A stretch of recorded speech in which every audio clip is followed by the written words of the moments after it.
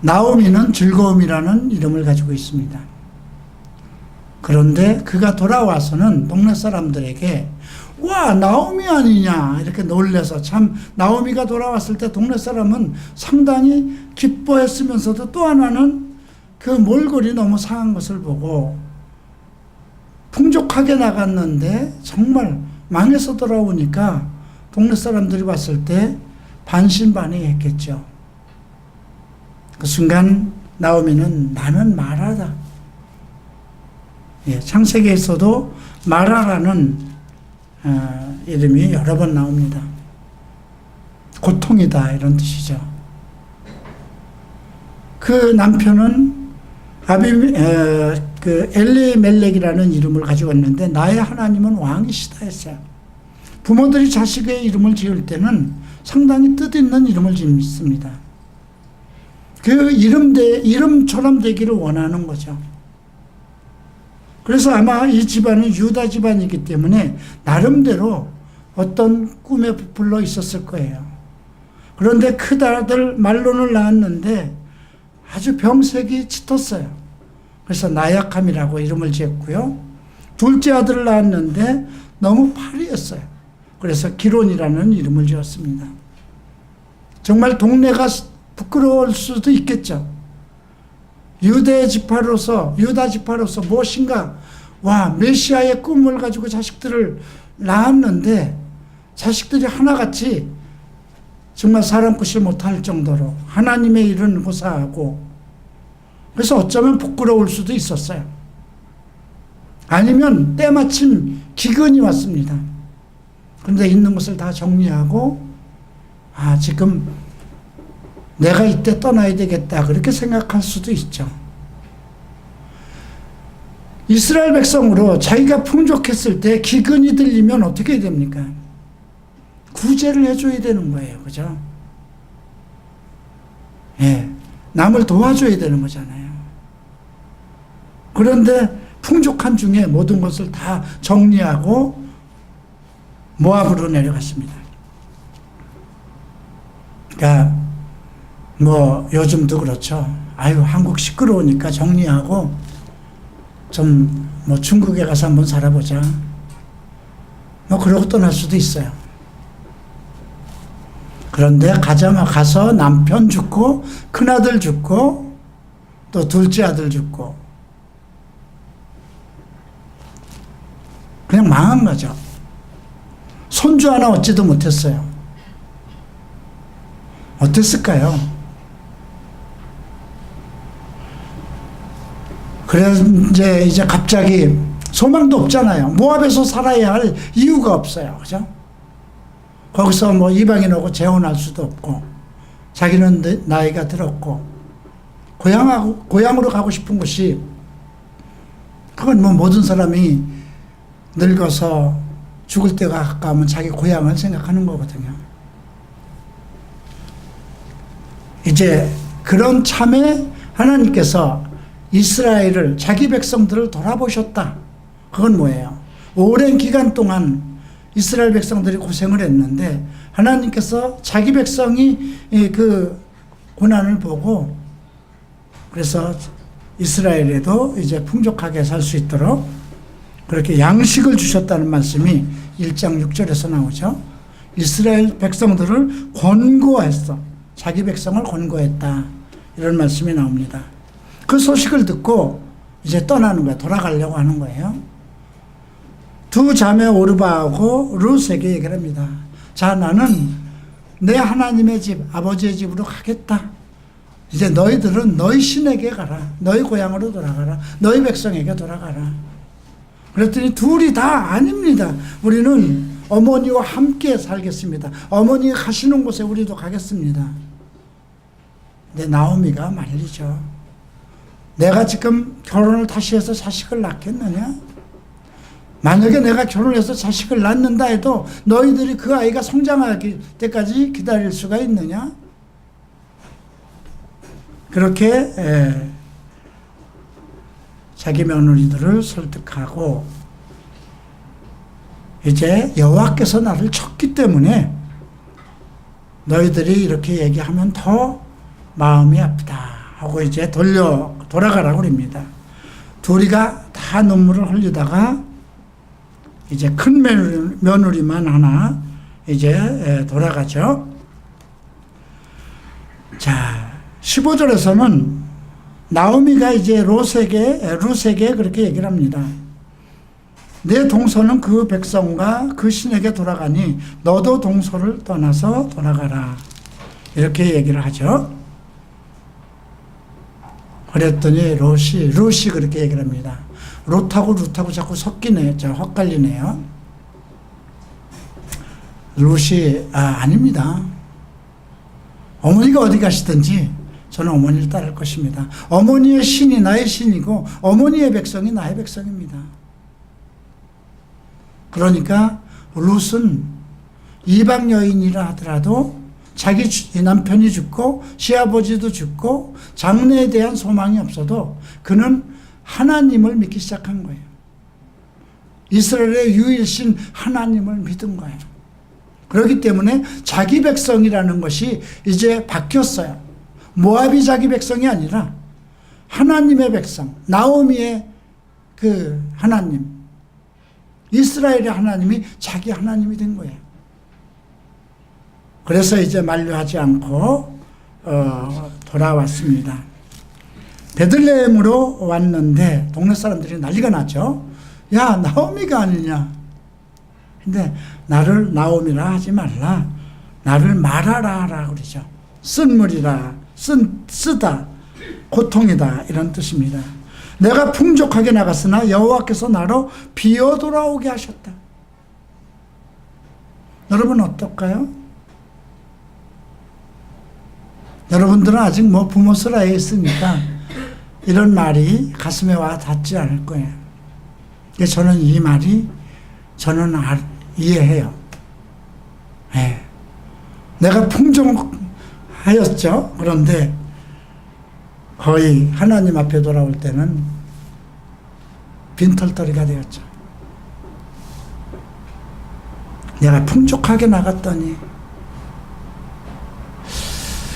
사람들은 어떤 재물이 풍족할 때 좀 더 풍요로운 삶, 자기 인생의 즐거운 삶, 내 자식들이 무언가 명예로운 삶을 살기를 원합니다. 아마 나오미도 그랬을 것 같아요. 아마 나오미의 남편 엘리멜렉은 고향을 떠나고 싶은 생각이 없을 수도 있었어요. 그죠? 여호와는 하나님은 나의 왕이시다 그런 이름을 가지고 있었는데, 근데 사실 여자가 우기면 남자들은 이길 장사가 없습니다. 결국은 아주 풍지박산한 거죠. 배가 망신한 겁니다. 하나님의 택한 사람이 하나님을 떠났을 때 이렇게 되는 건 당연한 겁니다. 그래서 1장의 교훈은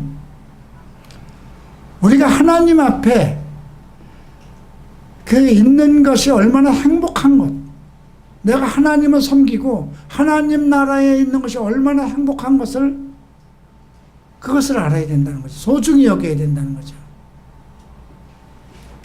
그런데 세상 속에서 무엇인가 더 큰 것을 얻기 위해서 세상 속으로 나가면 그 사람이 하나님에게 사로잡힌 사람이라면 하나님이 세상에다 다시 내어주지 않습니다. 왜 내어주지 않을까요? 예수의 피로 산 사람들이잖아요. 내 생명이라는 것이 나 하나를 사기 위해서 이 세상을 다 통째로 산 겁니다. 그리고 그 아들 예수 그리스도를 십자가에 내줘서 그 핏값으로 세상을 사신 겁니다. 마태복음 13장 44절에 나오는 것이에요. 천국은 이와 같으니 어떤 사람이 나가서 밭을 매다가 금은보화가 있으니 집으로 돌아가서 그 밭을 통째로 샀다고 그랬습니다. 오늘 이 룻기는 그와 같은 이야기입니다. 다시 사다, 구속, 이제 그 기업을 물을 자, 그 단어가 고엘입니다. 히브리어로. 그런데 그 고엘이라는 단어는 친족 중에 나를 친족 중에 내 것을 물러줄 자, 기업을 물러줄 자, 구속자예요. 내 친속 중에 나를 구속해 줄 사람, 나를 맡아줄 사람, 책임자, 이런 뜻입니다. 그런데 그것을, 그 사람을 살려면 밭죄다 사야 돼요. 그래서 오늘 그 이야기가 3장 4장에서 나옵니다. 자, 3장을 펴시기 바랍니다. 3장을 읽기 전에 4장을 마지막 부분을 다시 한번 보겠습니다. 17절입니다. 그 이웃 여인들이 그에게 이름을 주되 나오미가 아들을 낳았다 하여 그 이름을 오벳이라 하였는데 그는 다윗 아비인 이새의 아비였더라. 베레스의 세계는 이러하니라. 세계라는 말이 나옵니다. 톨레토트라는 이 단어는요, 역사, 기원, 이런 뜻입니다.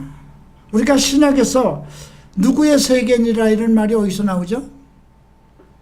마태복음 배울 때 1장 1절에서 나오잖아요. 아브라함의 세계라. 그죠? 특별한 이름입니다. 그죠? 베레스의 세계는 이래. 베레스도 아주 특별한 그 출생이 아주 기이해요. 그죠? 예, 원래, 아들이 먼저 나왔어요. 그 야곱처럼 세라인가? 베레스의 형제 세라가 먼저 튀쳐나왔어요. 그랬더니 잡아들이고 베레스가 먼저 나왔어요. 터치고 나왔다, 이런 뜻이죠. 먼저 나온 그 세라에다가 발목에다 쌍둥이가 나오니까 빨간 홍사를 묶어뒀는데 그게 다시 안으로 잡아당기고 베레스가 나왔어요. 아주 특별하죠. 그런 누구의 아들일까요, 베레스가?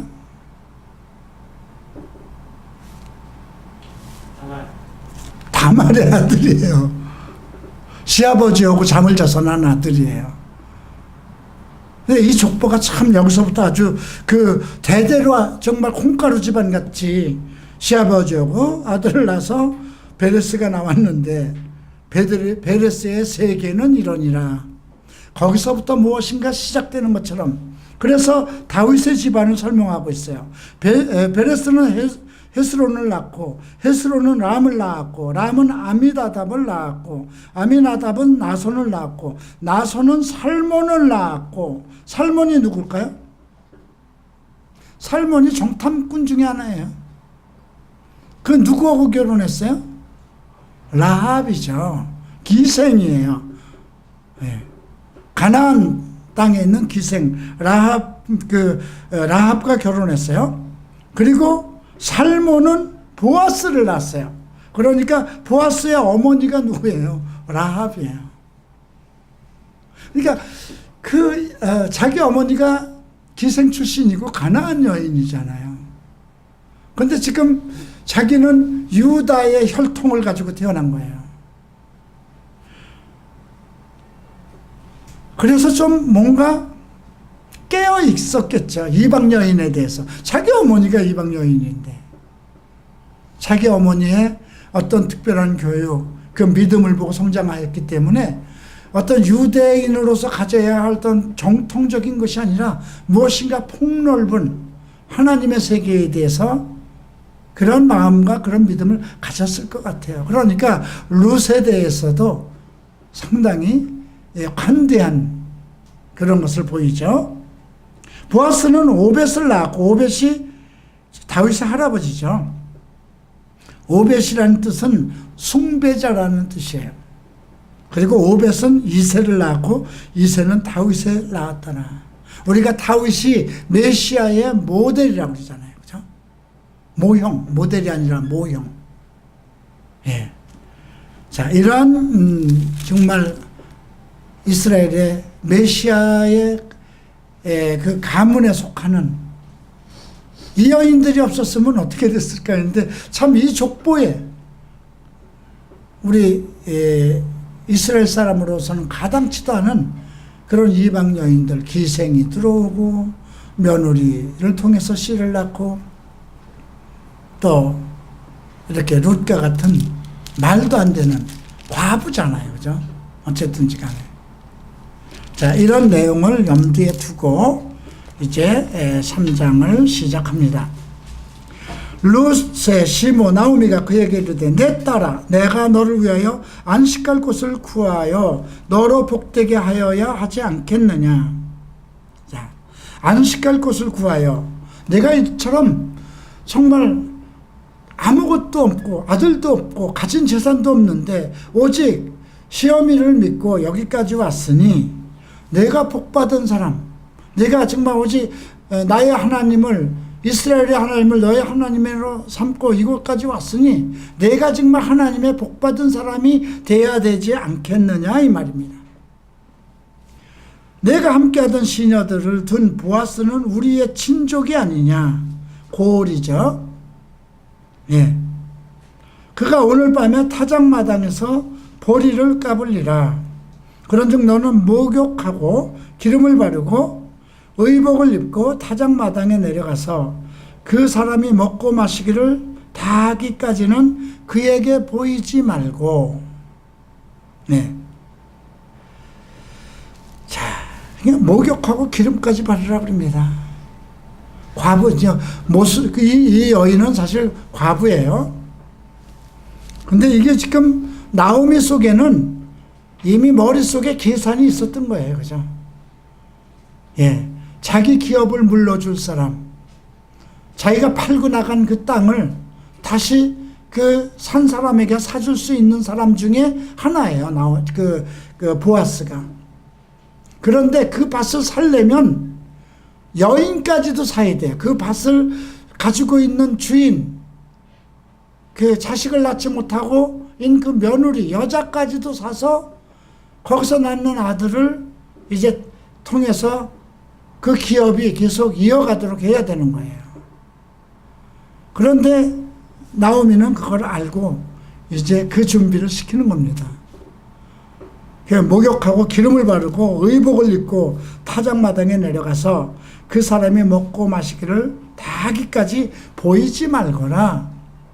내 아름다운 모습을 보이지 말거라 그런 거죠. 그가 누울 때에 너는 그 눕는 곳을 알았다가 들어가서 그 발치 이불을 들고 거기 누우라. 그가 너의 할 일을 내게 구하리라. 참 이거 그 도덕적인 건 아니에요. 그죠? 자기 며느리 자식도 다 죽은 그 며느리, 그것도 이방 여인인데 그 여인을 기름 발라서 목욕시켜서 깨끗한 옷을 입혀서 남이 그 남자 발치에 그것도 술 먹고 이제 막 그 타작마당 행사를 하고 이제 술도 먹고 고나하게 해서 이제 중동 지역이니까 그 타작마당 거기서 잘 거잖아요. 근데 그 발치로 슬그머니 들어가라는 것이죠.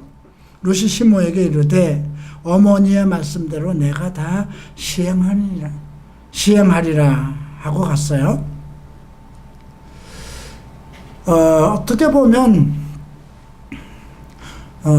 우리말에 그런 말이 있죠. 노인 말을 들으면 자다가도 떡을 먹는다고, 떡을 얻어먹을 수 있다. 근데 참 그 룻은 그러니까 룻에게 그의 어머니 나오미는 나름대로 이방에서 살면서 하나님의 사람, 하나님의 이스라엘 여인으로서 상당히 무엇인가 정결하고 무엇인가 믿음 있는 좋은 것을 아마 보였겠죠.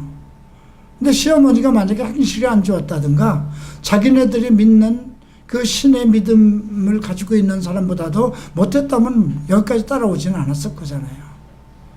그러니까 남편이 죽고 두 아들이 죽으면서 아마 나오미는 정말 처절하게 회개하면서 하나님을 섬기고 무엇인가 하나님을 사랑하는 그 열정 속에서 그 두 며느리를 선대하면서 그렇게 살았을 것이라고 생각해요.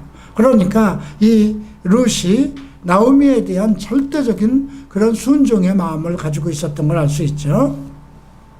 자, 보아스가 먹고 이제 6절 보면 타작마당에서 내려가서 시모의 명대로 다하니라. 보아스가 먹고 마시고 마음이 즐거워서 가서 노족간이 곁에 눕는지라. 룻이 가만히 가서 그 발치 이불을 들고 거기에 누웠더라. 밤중에 그 사람이 놀라 몸을 돌이켜 본즉 한 여인이 자기 발치에 누웠는지라. 가로되 너는 누구냐 대답하되 나는 당신의 시녀 룻이오니 당신의 옷자락으로 시녀를 덮으소서. 당신은 우리 기업 물을 자가 됨이니이다. 룻은 그 기업을 물은다는 것에 대해서 무슨 의미인지 성경적인 의미를 알고 있었다는 거예요. 그죠? 이건 이스라엘의 역사 속에 있는 것이고 하나님의 말씀이고 하나님이 정하신 거잖아요. 하나님을 믿어야만 이 내용을 그대로 실천할 수 있고 그리고 이것에 대해서 충분히 이해를 했다는 것이에요. 자, 우리가 여기서 신명기 25장을 좀 들어봅니다.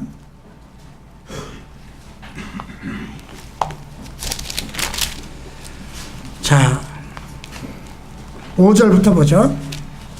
형제가 동거하는데 그중 하나가 죽고 아들이 없거든 그 죽은 자의 아내는 나가서 타인에게 시집가지 말 것이요 그 남편의 형제가 그에게로 들어가서 그를 취하여 아내를 삼아 그의 남편의 형제에 된 의무를 그에게 다 행할 것이요 그 여인을 낳은 첫 아들로 그 죽은 형제의 후사를 있게 하여 그 이름을 이스라엘 중에 끊이지 않게 할 것이니라. 그러나 그 사람이 만일 그 형제의 아내 취하기를 즐거워하지 아니하거든 그 형제의 아내는 그 성문 장로들에게 나아가서 말하기를 내 남편의 형제가 그 형제의 이름을 이스라엘 중에 잊기를 싫어하여 남편의 형제에 된 의무를 내게 행치 아니하나이다 할 것이요 그 성읍 장로들은 그를 불러다가 그를 이를 이을 것이며 그가 정한 뜻대로 말하기를 내가 그 여자 취하기를 즐겨 아니하노라 하거든 그 형제의 아내가 장로들에게 앞에서 그에게 나아가서 그의 발에서 신을 벗기고 그 얼굴에 침을 뱉으며 이르기를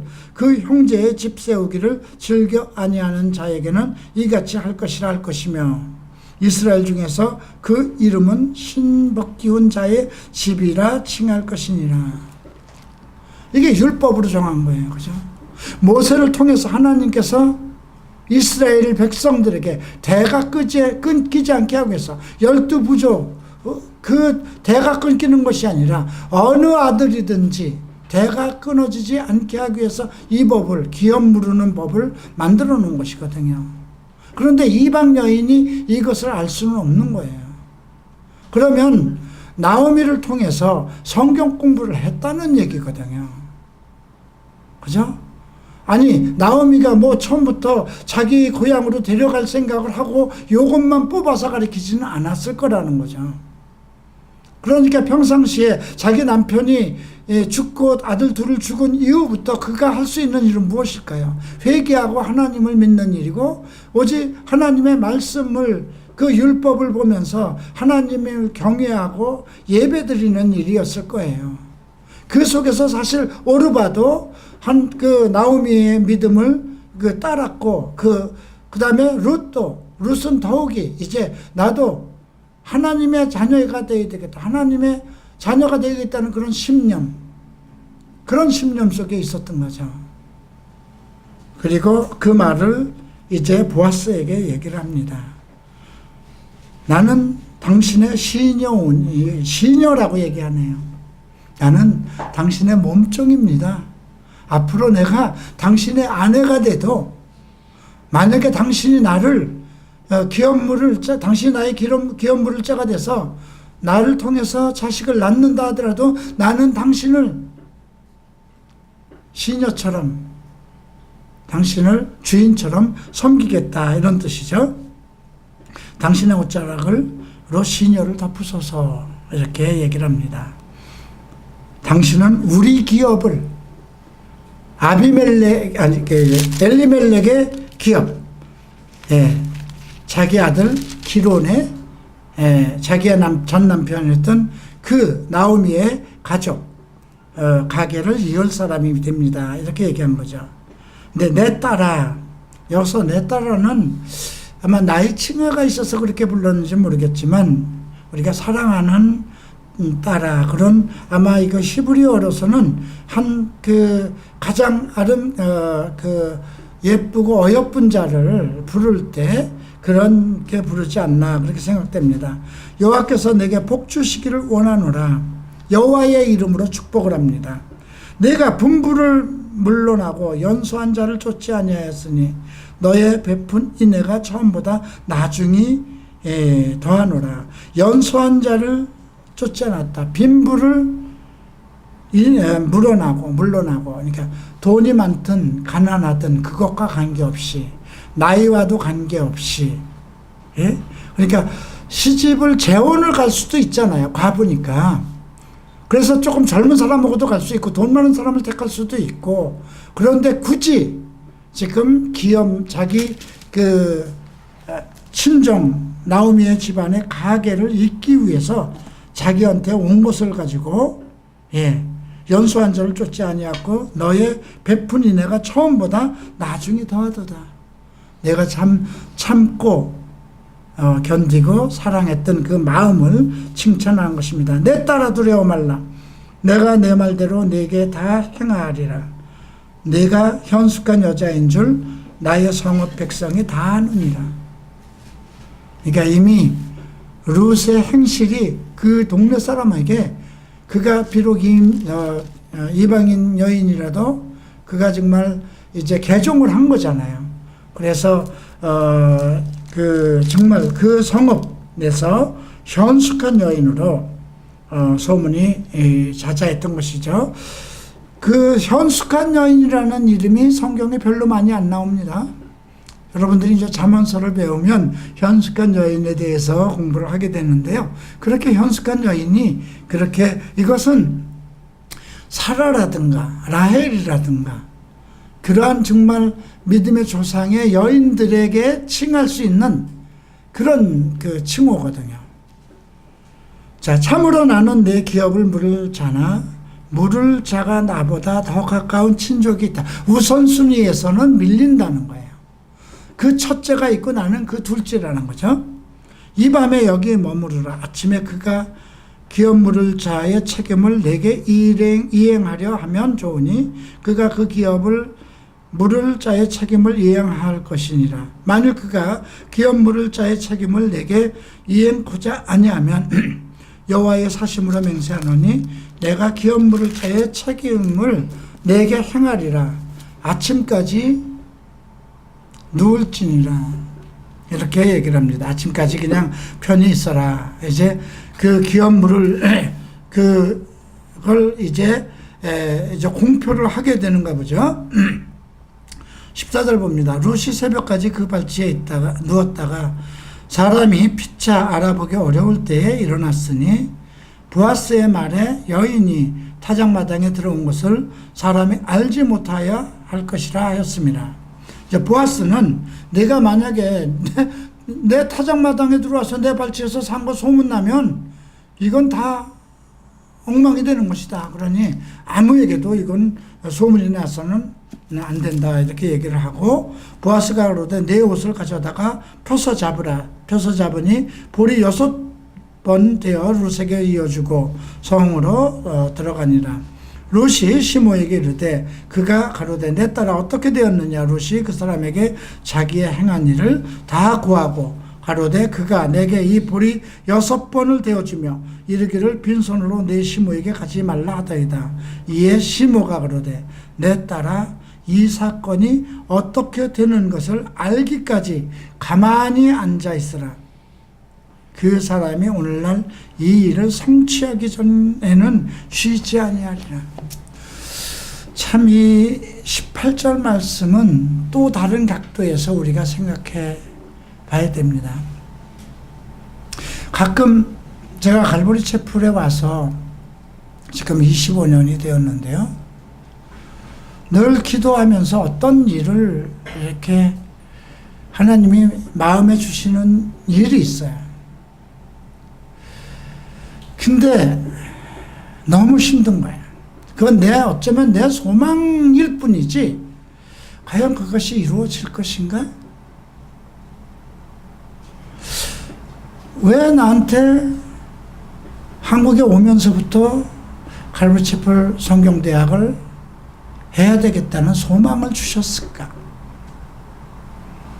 네. 일본에서 성경대학이 그때 없었어요. 성경대학이 일본에서 시작한 건 제가 한국에 나온 이후에 히라노 코이치 목사님 교회에서 시작했다가 칼버리 채플 사람들이, 일본에 있는 사람들이 반기를 들어서 일기생 졸업하고 그게 오키나와로 간 거거든요. 그런데 제가 안수를 받으러 미국에 갔을 때 성경대학교 학생들이 거의 다 봉사를 하고 있었어요. 젊은이들이. 제가 안수받기 위해서 들어간 곳이 산타바바라 칼버리 채플이었는데 그 산타바바라 칼버리 채플에서 리얼 라이프라는 그 축제를 하는데 청 목사님이 왔고, 그런데 각 지역에서 칼버리 채플 성경대학에 다니는 사람들이 다 몰려와서 거기서 행사를 돕는 거예요. 그리고 이제 코스타메사에 갔을 때, 그때는 이제 그 성경대학이 뮤리에다라고 지금처럼 아주 좋고 그런 데 있는 게 아니고 투엠픽이라는 아주 산속 깊은 곳에 있었어요. 그러니까 찾아가기도 쉽진 않아서 성경대학은 가지 못했지만 코스타메사에 가니까 성경대학교 지부가 있었어요. 거기서 시작되고 있었어요. 사실 성경대학이 이태원에서 처음 시작했습니다. 미국에 이제 한인 체프를 하는 김동백 목사님이 에게 얘기를 했고, 그 당시 이제 미국에서 나왔던 또 이제 어떤 목사님이 있었어요. 선교사로 나왔다가 금방 2년 만에 돌아갔는데 이제 더글라스 신이라는 목사가 와서 그분이 사역이 강해설교 학교를 했다가 결국 2년 만에 안 돼서 문을 닫고 돌아가려는 참에 제가 김동백 목사님한테 성경대학을 했으면 좋겠습니다. 그래서 승인을 받았고, 김동백 목사님은 또 척 스미스 목사님에게 얘기를 해서 이오나 목사가 성경대학을 하려고 합니다. 그래서 승인을 받아서 이태원에서 시작을 했어요. 근데 뭐 한 학기 시작을 했고, 거기에 이제 이마이 히로시상이라는 칼버리 채플 성경대학을 졸업한 일본인이 있었는데 그분이 삼성 자동차에 그 고문으로 와 있었어요. 그분은 과거에 미국의 그 도요타 자동차 회사 사장이었어요. 판매 사장이었다가 그분이 은퇴한 후에 그 암에 걸려서 이제 그 예수를 믿게 되었는데 성경대학교 들어가서 말씀을 공부하다가 그분이 치유함을 받아서 이제 이제 한국에 오게 되었는데, 그분과 이마이상하고, 그러니까 이마이상과 나와 또 그 누구죠? 다글라스 신하고 셋이서 해서 강의를 시작했어요. 그때 이만홍 목사님은 학생이었습니다. 뭐 조영길 목사, 지금 전도사인지 목사 됐는지 어디 있는지 모르겠지만, 그 다음에 그때 청년들 대여섯 명. 그래서 1학기를 시작했어요. 그리고 간신히 1학기를 마쳤는데 교회가 문을 닫게 됐어요. 건물이 팔리고 오갈 데가 없게 됐어요. 그리고 그때 마침 또 마약 사건으로 청년들이 연루가 돼서 경찰 조사를 받고 하느라고 교회가 아주 박살이 났고, 나는 한남동에 와서 동생 집에서 6개월을 거하면서 그냥 우리 동생 가족들하고만 예배를 봤어요. 그때는 최모세 목사도 없었을 때예요.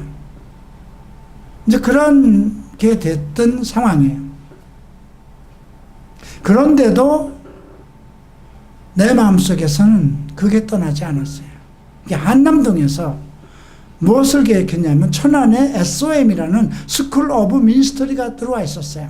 그건 미국 정식 SOM이라는 학교의 그 분교이고, 거기서 선교사들을 셋을 파송해서 운영했던 거예요.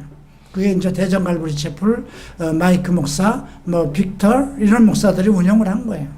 근데 나는 처음부터 그걸 반대했어요. 목사 학교는 칼버리 채플이 많아야 거기서 공부한 사람들이 목사가 되기 위해서 공부하는 건데, 내가 원하는 건 성경대학이었거든요. 모든 사람이 목사 되기를 원하는 건 아니지만 하나님의 말씀을 배우고자 하는 열망은 있는 거거든요. 그래서 사실 탐탁지 않게 여기다가 아무래도 방법이 없겠다. 우리 제자들을 키워서 뭔가 하려면 할 수 없어서 이제 천안 김인호 목사한테 얘기를 해서 서울에다 분교를 하자. 야간에만 해라. 당신들은 주간을 하고. 그랬더니 자기 운영위원회를 열어서 했는데 결과가 서울에 못 올라오겠다. 그냥 우리는 대전에만 있겠다. 아니, 천안에 있겠다. 당신들 중에 공부를 할 학생들이 있으면 글로 보내라. 그래서 하나님 뜻 아니구나. 애들 그때 뭐 현철이도 그렇고 우리 최 목사도 그때는 뭐 미용실에서 일을 해야 되는 것이고 미국에 간 이제 뭐 상원 집사도 다 일을 해야 먹고 사는데 아니 거기 아침 8시부터 12시까지 하는 그 성경대학을 어떻게 가요? 사람 뜻이 아니다 싶어서 그때 모세하고 현철이를 일본으로 보낸 거예요. 그리고 이제 현철이는 다시 미국으로 들어가서 바이블 칼리지 공부를 하고 모세는 온라인으로 이제 졸업을 했죠. 그런 속에서도 성경대학의 꿈이 안 사라졌어요. 전혀 어떻게 할 수 있는 여력도 없고 방법도 없고 힘도 없는 그 상황 속에서.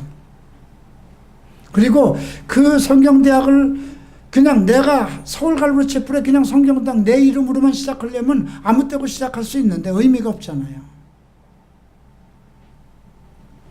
그 꿈이 사라지지 않았어요.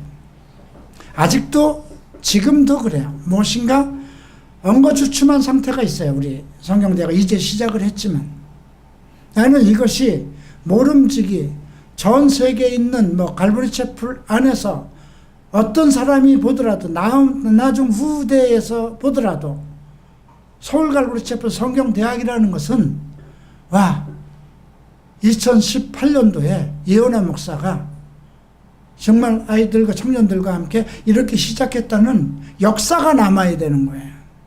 전 그 꿈을 지금도 가지고 있고 아마 계속 실천할 거예요. 그래서 이 말씀에 대해서 이 사건이 어떻게 되는지 알기까지 가만히 앉아 있으라. 왜 그럴까요? 하나님으로부터 시작된 것이면 하나님께서 이루신다는 거예요. 네가 나서서 하려고 하지 말라는 거예요.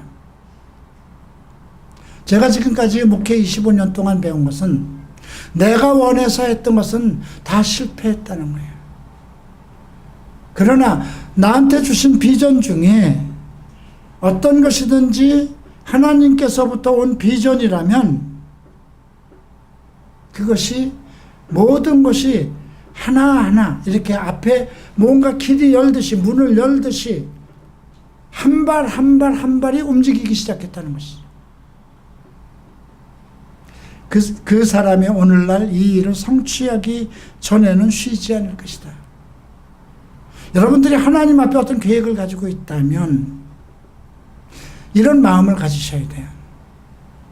그것이 지금 왜 내 눈앞에서 이루어지지도 않는데 가슴 속에 어떤 무거운 것이 뭔가 내 마음속에 무거운 것이 있다면 이 말도 제가 안수받으러 이제 미국에서 안수받고 돌아오는 길에 하와이를 갔을 때 호놀룰루 갈보리 채플에 들렀을 때가 있어요. 이제 마이크 맥켄토시를 만났을 때는 마이크 맥켄토시가 손을 얹어서 성령보다 앞서지 마라. 그때는 그게 무슨 뜻인지 알았는데 그게 다 하나님께서 그 입을 통해서 하신 말씀이구나 기억해요. 두 번째, 그 호놀룰루 갈보리 채플의 스탠 브레이커예요. 빌 스톤 브레이커. 빌 스톤인가? 스톤 브레이커? 맞나? 어쨌든 지금도 담임으로 있어요. 빌이라는 이름은 맞아요. 그분이 이제 나를 위해서 기도하는데 그런 얘기를 하는 거예요. 내 마음속에 무거운 것을 주실 것이다. 내 마음속에 무거운 마음을 주실 것인데 그것을 놓지 말라고 그러더라고요. 근데 다 잊어버렸다가도 지금 내 마음속엔 돌덩이 같은 무거운 무슨 마음이 있었어요. 그리고 그것은 항상 내 마음속에서 하나님께 외우는 기도였습니다. 하나님의 뜻이라면. 예. 오늘 그래서 참 이 3장 18절 말씀이 상당히 나에게는 새롭게 그렇게 들려오는 말씀입니다. 자, 4장을 보시겠습니다. 보아스가 성문에 올라가서 거기 앉았더니 이제 그 성문 사람들을 전부 다 모든 일을 결정하려면, 마을의 모든 일을 결정하려면 장로들이 성문에 모이는 것입니다. 마침 보아스가 말하던 기름 물을 자가 지나가는지라. 자, 보아스가 그에게 이르되 아무여 이리로 와서 앉으라. 아무여, 이름을 몰랐을까요? 이름 모를 거기에 야 너 이리 와봐 이러지는 않았을 거예요. 그죠? 성경에 이름조차 올릴 수 없는 존재라는 뜻이에요. 그죠? 여러분들도 내가 야 아무개 이렇게 부르면 기분 나쁠 거잖아요. 그죠? 하나님 앞에 여러분들 이름이 불려야 돼요. 그죠? 그냥 갈보리 칡불에 나가던 그 아무개 그렇게 되진 말아야죠. 아무여 이리로 와서 앉으라. 그가 와서 앉으매 보아스가 성읍 장로 10인을 청하여 하루되 당신들은 여기 앉으라. 그들이 앉으매 보아스가 그 기업 물을 자에게 이르되 모압 지방에서 돌아온 나오미가 우리 형제 엘리멜렉의 소유지가를 관할하므로, 그러니까 그 엘리멜렉의 소유 그 모든 것은 나오미가 가지고 주권이 있는 거예요. 내가 여기 앉은 자들과 내 백성들의 장로들 앞에서 그것을 사라고, 이게 리뎀프션이라고 그러나 영어로 다시 값주고 사는 거. 예. 그 단어가 이거예요. 사는 것. 예. 사라고 내게 구하여 알게 하기를 원하노라. 이게 뭐냐면 구속이에요. 하나님께서 우리를 다시 사신 거예요. 구속. 이게 아까 기업을 물을 자는 고울이라는 히브리어는 친족 중에 나를 구속할 수 있는 그 사람. 우리는 누굴까요? 예수죠. 그죠? 네. 구하여 알게 하였노라. 내가 물으려면 물으려니와 내가 물으지 아니거든 내게 구하여 알게 하라. 내 다음은 나여 그 외에는 물을 자가 없느니라. 그가 가로되 내가 물으리라. 아마 아차했을 거예요. 그죠? 지금 보아스가 가로되 한마디를 딱 합니다. 내가 나오미 손에서 그 밭을 사는 날에 처음에는 와 그래? 그거 사면 얼마나 이익이야. 그래서 이제 살려고 했는데 곧 죽은 자의 아내 모압 여인 룻에게서 사서, 왜? 그 며느리가 아직 남아있는 거잖아요. 그 대를 물려야 되니까 죽은 자의 기업을 그 이름으로 잊게 하여야 할지니라. 그랬더니 뭐라고 하는 거야? 그 기업 물을 자가 가로되 나는 내 기업에 손해가 있을까 하여 나를 위하여 물으지 못하겠노니 나의 물을 권리를 내가 취하라. 나는 물으지 못하겠느니라. 이 친구는 그냥 그 성경에서 아무개라고 불릴 만한 사람이에요. 그죠? 돈을 취하는 사람이잖아요. 그죠? 하나님을 믿어도 돈을 취하는 사람이에요. 오늘 어느 형제가 왔는데 지난주부터 와서 막 감격해서 오늘도 사실 수요 예배를 드리러 온다고 그래놓고 수요 예배 지금 없죠. 그죠? 감격을 받고 하나님한테서 막 음성이 들리고 그냥 막 노트에 뭐를 써서 그냥 내가 지금까지 이렇게 믿음 생활을 하는 동안 이렇게 하나님에게 기도문을 써보기는 합니다 하고 참 지난 주일부터 오늘까지 계속 이렇게 자기의 열정과 소망과 하나님의 음성을 들었다는 거죠.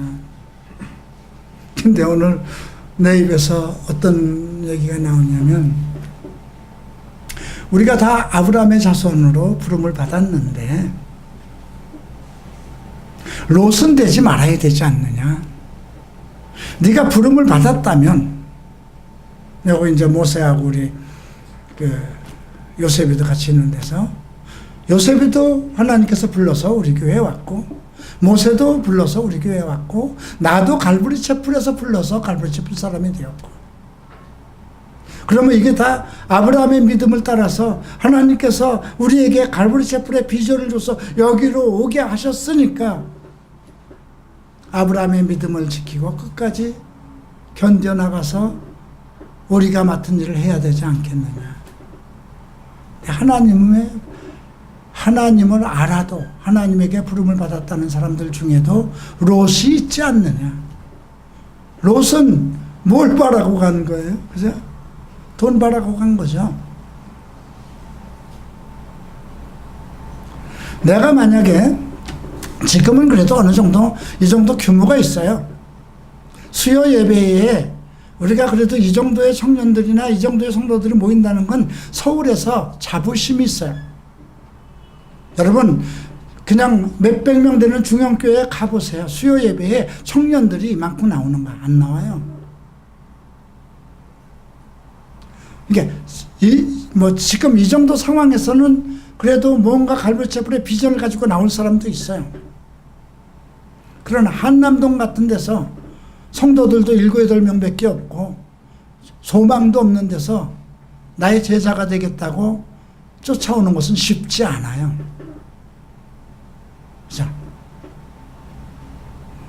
나는 그런 것들을 기억해요. 그러니까 여러분들은 마찬가지예요. 여러분들이 갈보리 셰프를 통해서 여러분들을 부르셨다면, 그 소망을 함께 주셨다면 딴 마음을 가지면 안 돼요. 하나님께서 나를 통해서 무엇을 할 것인가 가만히 기다리라는 거잖아요. 그죠? 그리고 너를 부른 자가, 너를 구속할 자가, 너의 고올이 무엇을 하기까지, 그냥 그는 자기의 뜻을 이룰 때까지 멈추지 않을 것이라는, 오늘 3장에서 얘기했던 것처럼. 그래서 항상 뭔가 이렇게 저쪽 것이 더 큰 것이 아닌가? 여러분들 마음속에 저쪽 교회를 가면 뭔가 더 큰 것이 아닌가? 왜 그쪽 교회를 가면 사업도 잘 되고 축복을 받는가? 성경은 여기만 가리키는 것도 아니고 다 교회가 다 마찬가지인데, 그런 생각이 떠오른다면 다시 한번 생각해 봐야 돼요. 성경이 뭐라고 얘기를 하고 있는가? 내가 왜 글로 가려고 하는가? 내가 왜 글로 가려고 할까요? 그걸 생각해 봐야 돼요. 그 이유가 하나님이 나를 부르신 것인가? 내가 어떤 그곳에 가서 내가 하고자 하는 욕망이 있지는 않을까? 그러면 그건 이승의 자랑과 욕정이에요. 그러나 오직 나는 이곳에서 하나님의 말씀, 하나님이 나를 완전히 구속하기까지 내 모든 것을 사서 내 다음 때까지 이어가실 하나님의 계획을 볼 거라는 그 소망을 가지고 있으면 어떤 상황이 있어도, 자, 예수님에게는 해와 달도 다 복종을 했고요. 태풍도 폭풍도 복종을 했고요. 순종을 했잖아요. 그죠? 바닷물도 순종을 했고요. 우리에게도 그렇게 말씀하셨어요. 너희가 겨자씨만한 믿음이 있으면 이 산을 들어 바다에 던지우라 하면 그렇게 될 것이다. 나는 아직까지 그런 믿음이 없었는데 그런 믿음이 되어지기를 바라요. 네. 겨자씨만한 믿음이 있으면 뽕나무더러 뽑혀서 바다에 싱기우라 하면 그렇게 될 것이라는 믿음. 그건 사실 불가능의 신앙이거든요. 근데 주님이 말씀하신 거니까 가능한 거예요. 12제자들은 다 그렇게 했으니까. 그리고 우리가 그 성경의 말씀을 믿고 그 말씀을 따라서 지금까지 그 내 믿음이 이어져 내려온 거라면 그 말씀은 지금도 나를 통해서 이루어질 수 있는 것이거든요. 그래서 우리가 믿음이라는 걸 생각할 때 이제 이런 믿음이 하루아침에 안 생겨요. 성경을 통해서 성경의 믿음이 쌓이고 쌓여서 1천척, 2천척, 3천척, 4천척 무엇인가 다져지고 실패와 여러 가지 막 엉키고 또 핍박도 받고 다른 사람과 다투고 막 애통하는 것이 일어나고 억울한 일들이 일어나고 그런 속에서 아주 희미하게 한 자락씩 한 자락씩 깔려오면서 이렇게 성장돼요.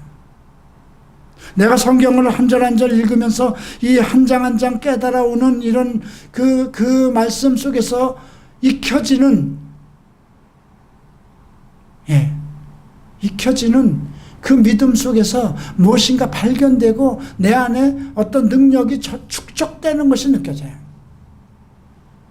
그래서 상황을 보면 이것은 될 것이다 안 될 것이다가 보여지고 이 사람을 보면 얘는 지금 어떤 생각을 하고 있고 얘는 어떻게 될 것이다. 어떤 사건이 일어나면 이것은 어떻게 처리해야 되고 그런 것들이 주어지는 그게 경륜이에요.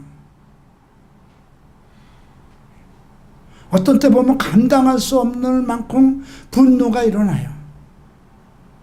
근데 나의 분노라는 건 그래요. 나는 지금 분노를 하면 안 되는 입장이에요. 건강상. 근데 어떤 분노가 일어날 때 나의 목적의 분노는 뭘까요? 누구를 잡기 위해서? 내 목적을 이루기 위해서? 아니에요. 나의 분노는 내 영의 분노예요. 내가 왜 분노를 해야 돼요? 누가 잘못했다고 하십시다. 정건이가 잘못했다고 하십시다. 그 잘못되거나 만거나 진생인데 내가 왜 분노해? 제 부모도 가만히 있는데. 근데도 내가 그 잘못하는 것을 보고 못 참고 견디지 못하고 소리를 지른다면 그것이 내 마음속에서 일어나서 분노가 일어나서 죄를 미워하고 쫓아내려고 하는 걸까요? 아니에요. 얼마 전에 카톡에 올라온 글을 보고 아연실책해서 정말 이런 놈은 세상에도 없는 놈이다. 그 말씀이 정말 떠올릴 정도로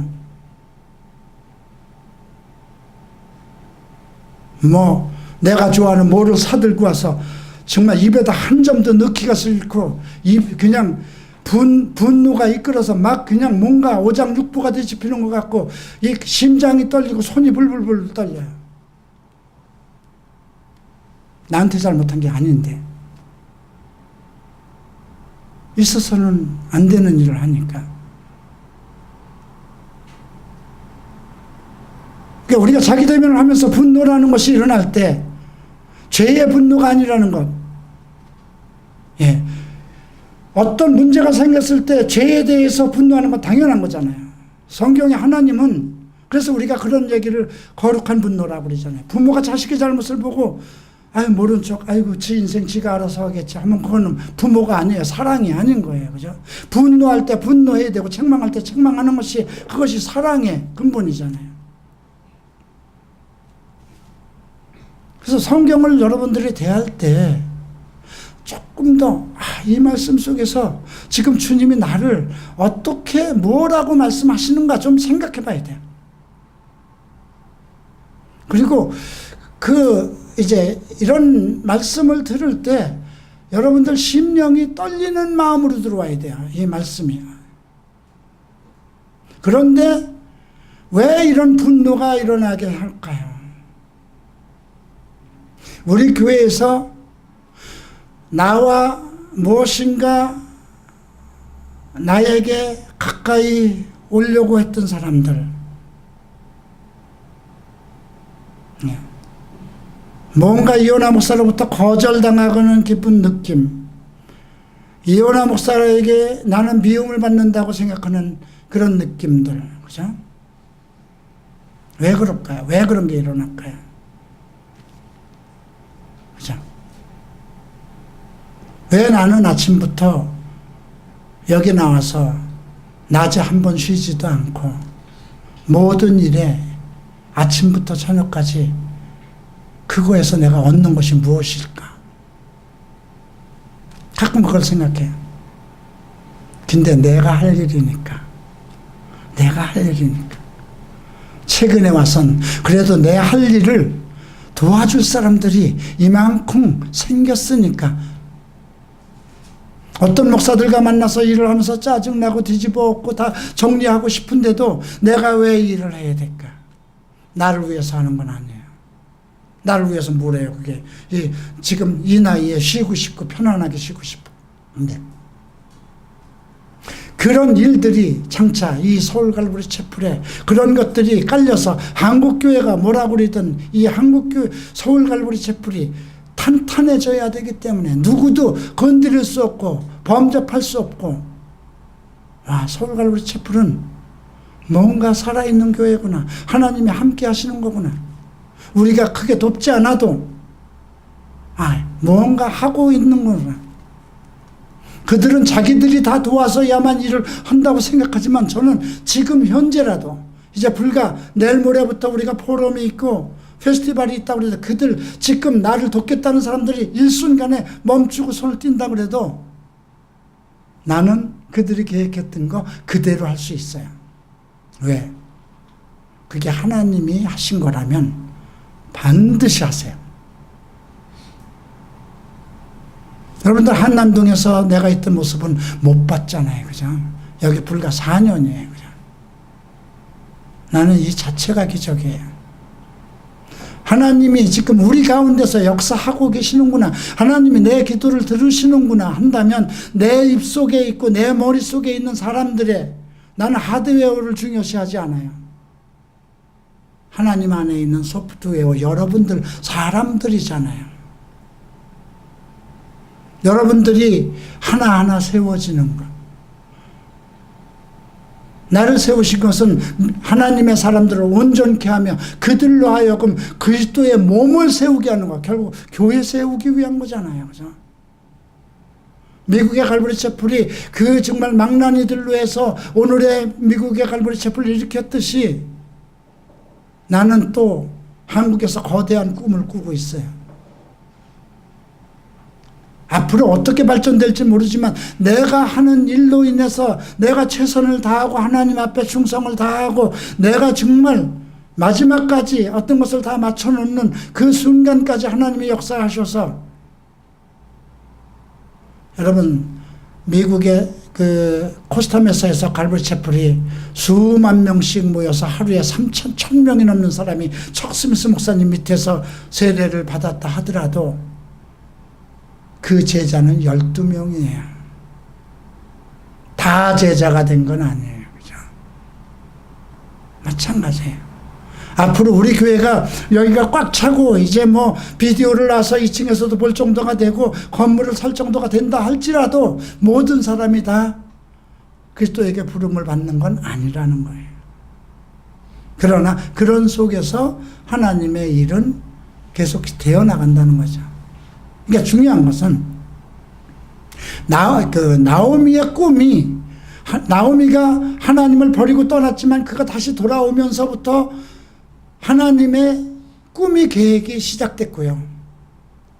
또 한 여인, 정말 남들이 돌아보지 않는 그 롯이라는 한 여인이 하나님의 사람으로서 기업, 정말 이스라엘의 기업물을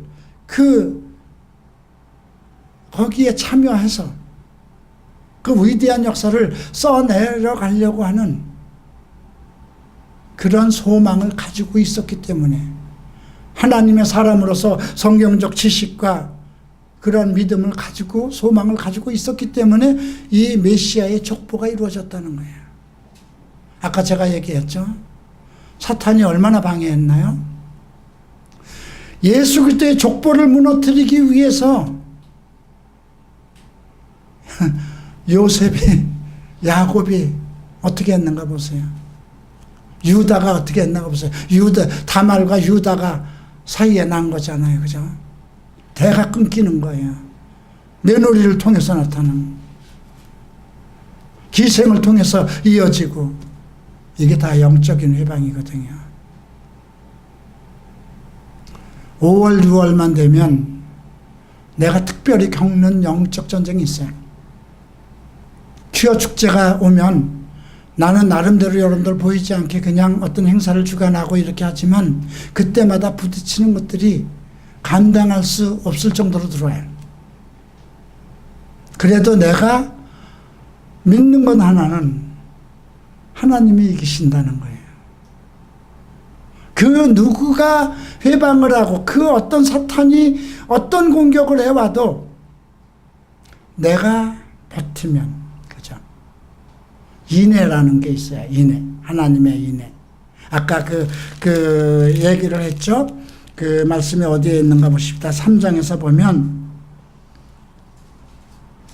10절에 보면, 내가 분부를 물어나고 연소한 자를 쫓지 아니하였나니 너의 베푼 인내가 참고 정말 하나님 나라를 사모하고 우리 시어머니의 가게, 우리 이 집안의 가게를 이어가겠다는 오로지 그 한 꿈을 가지고 투신한 것이 룻이잖아요. 자, 이렇게 해서 우리가 4장을 보고 계속 보겠는데요. 자, 그 사람은 이제 포기를 했고, 이제 6절에서 이렇게 얘기합니다. 기업 물을 자가 가로되 나는 내 기업에 손해가 있을까요? 나를 위하여 물으지 못하겠노니 나의 물을 권리를 내가 취하라. 나는 물으지 못하겠노라. 정말 대단한 것. 메시아의 족보에 저걸 포기한 거잖아요. 그죠? 메시아의 대를 이어가는 이 족보를 포기한 거예요. 그죠? 옛적에 이스라엘 중에 모든 것을 물거나 교환하는 일을 확정하기 위하여 사람이 그 신을 벗어 그 이웃에게 주더니 이것이 이스라엘에 증명하는 전례가 된지라. 이에 그 기업 물을 자가 보아스에게 이르되 내가 너를 위하여 사라 하고 그 신을 벗는지라. 보아스가 장로들과 모든 백성에게 이르되 내가 엘리멜렉과 기론과 말론에 있는 모든 것을 나오미의 손에서 산 일을 너희가 오늘날 증인이 되었고, 또 말론의 아내 모압의 여인 큰 아들의 아들이네요.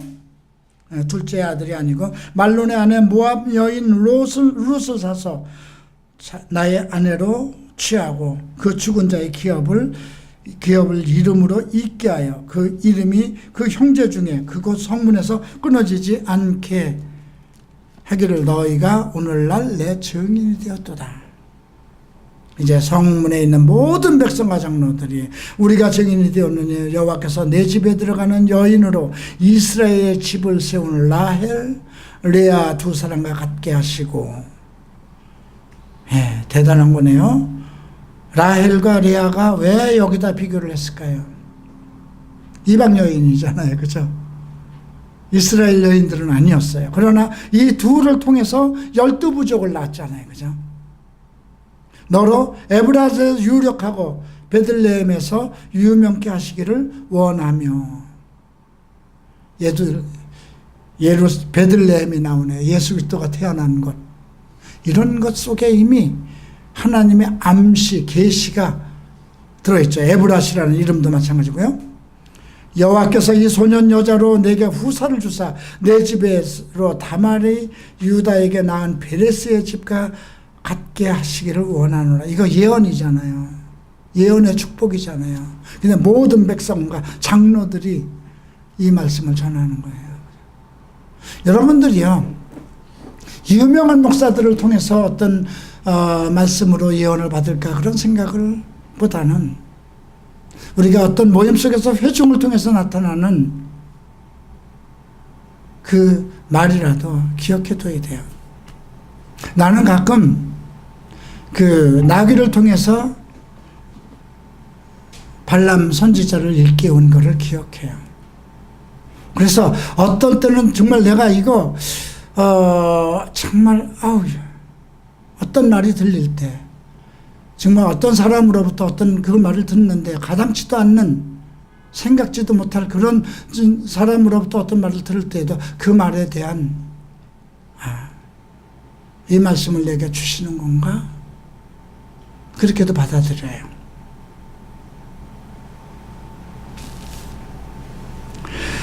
자, 이제 보아스가 롯을 취하여 아내를 삼고 그와 동침하였더니 여호와께서 그로 잉태하게 하심으로 그가 아들을 낳은지라.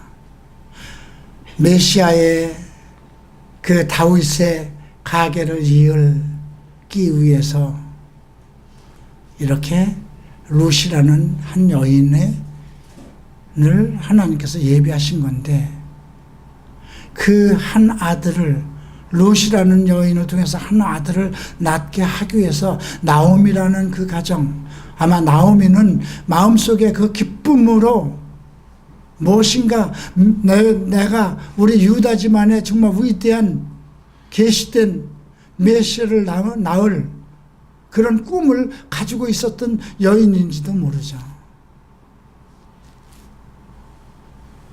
자, 여인들이 나오미에게 이르되 찬송할지라 여호와께서 오늘날 내게 기업 물을 자가 없게 아니하셨도다. 이 아이의 이름이 이스라엘 중에 유명하게 되기를 원하노라. 이것도 축복이고 기원이고 계시죠. 이는 내 생명의 회복자이며 내 노년의 봉양자라.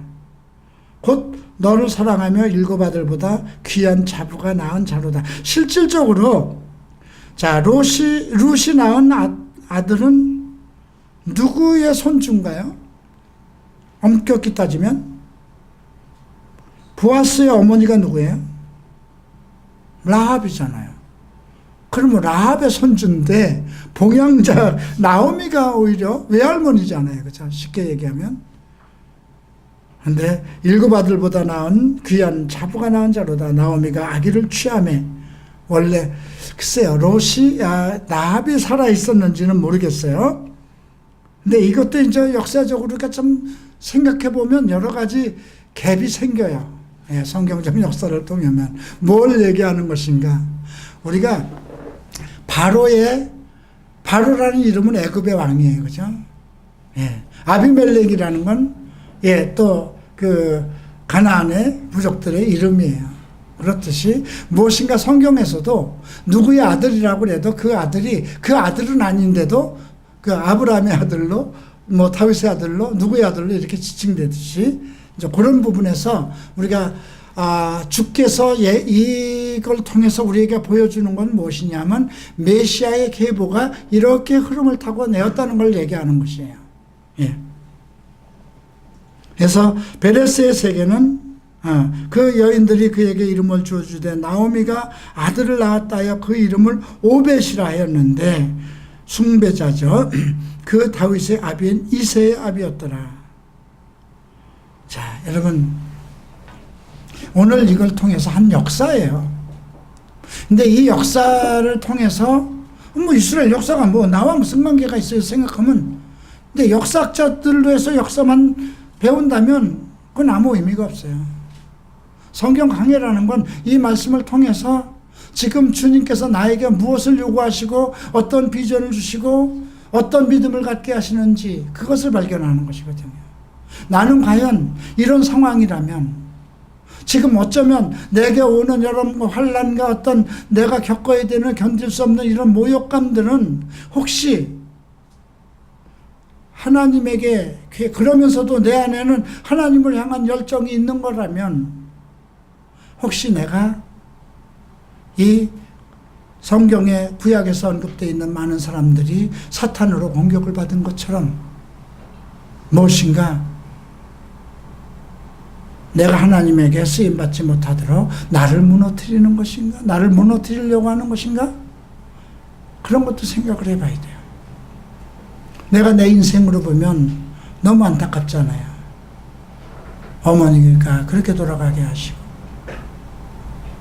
이게 하나의 역사 속에서 이렇게 보면 내 인생 속에 내 역사 속에 이오나라는 사람이 이희진이라는 사람이 이오나로 되어서 목사가 돼서 오늘날 여기까지 오기까지의 그 역사 속에는 아픈 것도 많고 견딜 수 없는 육적인 욕망과 소망 그런 어떤 쾌감 그런 속에서 있었지만 끊임없이 나를 지키고 나를 붙잡고 온 그 무엇이 있었다는 거야. 내 믿음이 상실치 않도록. 그래서 오늘 나는 이 룻기 전체를 통해서 여러분들에게 3장 18절 이 사건이 어떻게 되는 것을 알기까지 가만히 당신을 향한 하나님의 계획이 어떻게 되기까지 가만히 있어요. 하나님이 오늘날 이 일이 성취되기 전까지는 쉬지 않을 것입니다. 여호와의 부르심은 예, 후회가 없으시고 회전하는 그림자도 없다는 거예요. 주님의 선택과 부르심은 후회하심이 없는 거예요. 다만 여러분들이 무엇을 인내할 것인가? 나오미가 과연 성경에 대해서 몰랐으면 이스라엘의 기름 부을 자에 대한 그 소망을, 성경 말씀을 몰랐으면 그 소망도 안 가졌을 거예요. 그래, 나는 어쩌면 우리 가문이, 우리 남편의 가문이 그 대를 이을 것이고, 나는 비록 남편은 죽었지만 기업 물을 자라는 하나님께서 주신 그 계시의 말씀 속에서 나를 택해서 이 기업을 이어갈 것이라는 그런 확신과 믿음이 없었다면, 그러니까 이 여인은, 롯은 성경에 대해서 알고 있었다는 거예요. 그죠? 오르바와는 달랐다는 것입니다. 오르바는 그냥 시어머니를 따르고 그렇게 도의상 가는 것이 맞다고 생각했지만, 롯은 성경을 알고 있었다는 거죠. 그리고 성경이 주는 비전과 소망을 가지고 있었다는 거예요. 나는 여러분들에게도 그런 비전, 하나님을 아는 믿음 속에서 교회 나와서 크게 봉사 안 해도 돼요. 봉사는 너무 많은 것을 하면 다른 사람에게 다른 사람 봉사를 빼앗는 것이 돼서 안 돼요. 적당히 자기 맡은 거, 마르다를 생각하면서 하세요. 내가 마르다가 될 것인가 마리아가 될 것인가를 한번 생각해 보세요. 마르다는 너무 여러 가지 일이 많아서 그게 나쁘다고 그러지 않았어요. 그 집안을 사랑하셨어요. 그러나 마르다에게 뭐라고 그럽니까? 야, 마르다야, 너는 한 가지만 하든지 한두 가지만 하든지. 마리아는 좋은 것을 선택했으니, 마리아는 그렇게 나서서 봉사 헌신하는데 그렇게 나서지 않았어도 그가 하나님 말씀을 듣기를, 예수님 무릎 앞에 앉아서 말씀 듣기를 좋아했다는 거예요.